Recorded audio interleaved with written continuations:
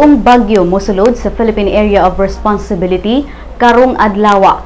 Matod sa Pag-asa, aduna na say bag-ong bagyo nga gikatakdang mosulod sa PAR karong adlaw ug mao kini gipanganlan og Onyok kung mosulod na kini sa PAR.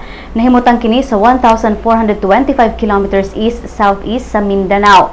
Posible kining moigo sa Eastern Mindanao o Eastern Visayas depende sa iyang lihok ug direksyon, matod sa Pag-asa. Samtang upat na ang natalang patay tungod sa bagyong Nona kinsa kasamtangang galihok padung sa Palawan.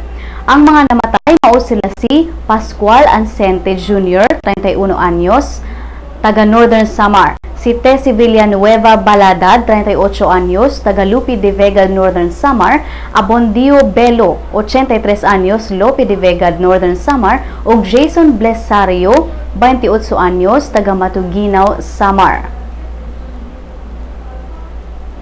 Aduna na sa 165,554 ka mga pamilya ang apektado sa bagyong Nona, samtang padayong suspendido ang klase sa 18 ka mga probinsya sa nasod.